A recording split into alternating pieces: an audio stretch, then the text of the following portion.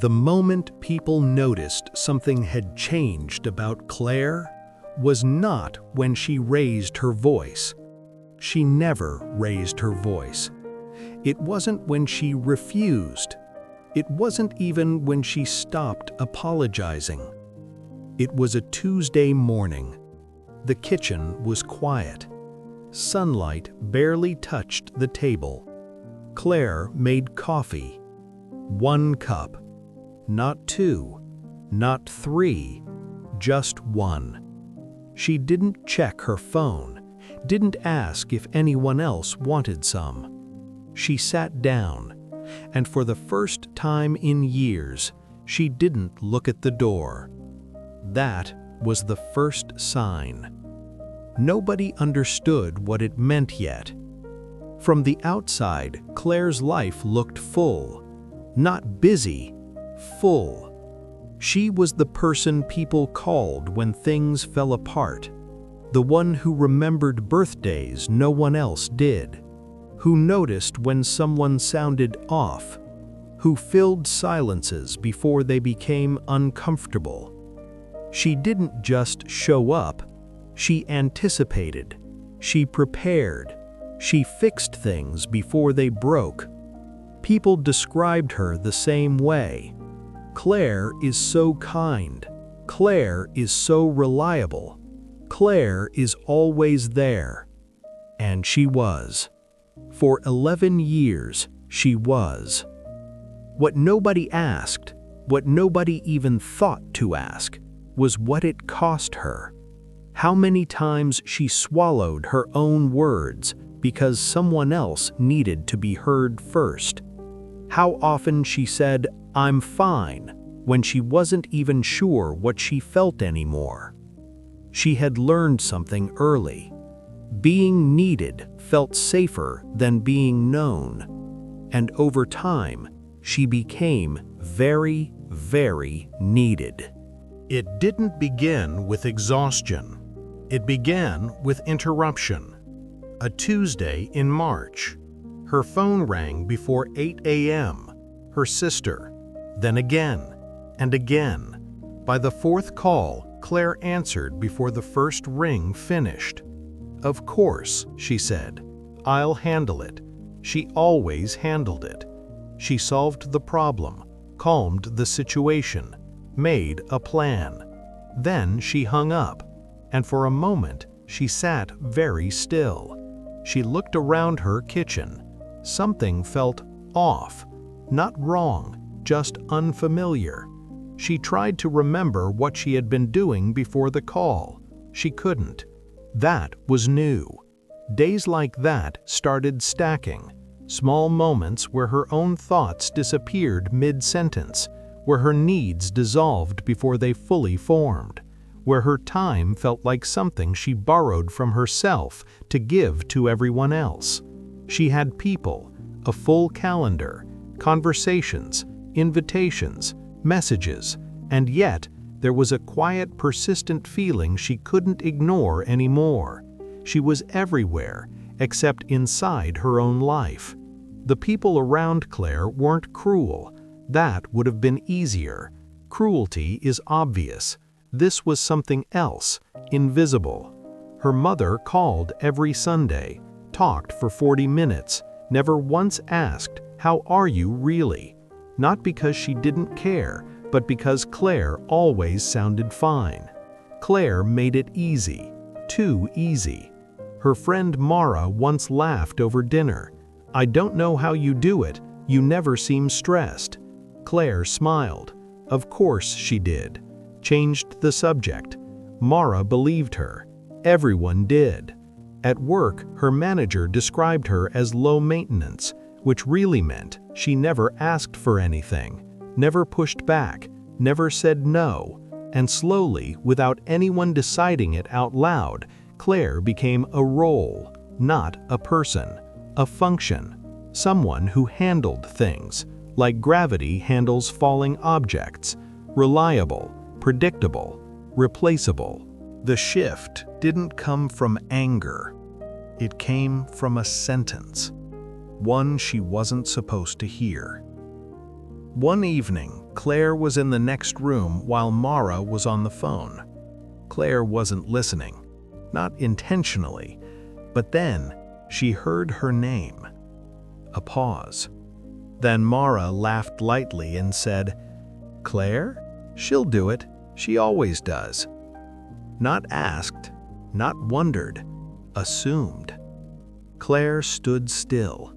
Something inside her didn't break. It locked. Later that night, Mara called her. "Hey, I need help organizing a dinner next week. You're amazing at this." The same tone, the same expectation, the same invisible script. Claire opened her mouth, paused. For a second, the old answer was right there, ready, automatic. Then she said, "I can't." Silence. A long one. Not confusion, not anger, something worse. Discomfort. Mara laughed, softer this time. "Oh, okay. Are you busy or—" "I just can't." No explanation, no apology, no softening. Another silence. "Okay," Mara said. "No pressure." But this time, Claire heard the truth behind it. There was pressure. There had always been pressure. She just hadn't noticed. Until now. What followed wasn't peaceful. It was messy, uncomfortable, real. Claire didn't make an announcement. She didn't explain herself. She just stopped. Stopped organizing, stopped anticipating, stopped filling silence. She replied when she wanted to, said no without building a bridge to make it easier to cross. And people noticed immediately. Her mother called mid-week. "You seem distant," she said. "I'm not. I'm just here." That didn't make sense to her. It wasn't supposed to. Mara tried again. Different tone this time. Careful. "Did I do something?" Claire hesitated. This was the moment. The dangerous one. She could fix it, make it smooth again, say something comforting, return to who she had always been. Instead, she said, "No, I just realized something." "What?"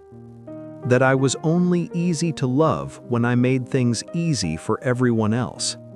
Silence. Not the soft kind, the heavy kind. Mara didn't respond right away. When she finally did, her voice had changed. "That's not fair." And maybe it wasn't, but it was true. And truth doesn't always feel fair. After that, things shifted. Not dramatically, but undeniably. Some people adjusted, slowly, carefully. Others didn't. Messages became shorter, invitations stopped coming. The silence Claire had once protected others from found its way back to her. And this time, she didn't run from it. There were nights she almost went back. Moments where the quiet felt too loud, where the absence of being needed felt like losing something essential. She would pick up her phone, start typing, "Hey, I can help," then stop, delete it, sit with the discomfort instead. Because she was starting to understand something difficult, something no one teaches you. When you stop over-giving, you don't just lose people, you lose the version of yourself they depended on. And for a while, you don't know who you are without it. That was the hardest part.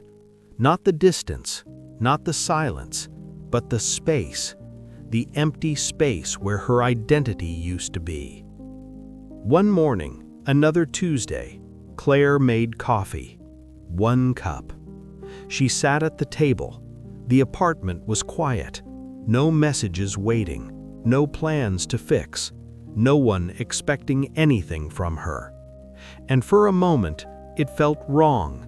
like she had forgotten something important, like she was supposed to be somewhere else, doing something for someone else.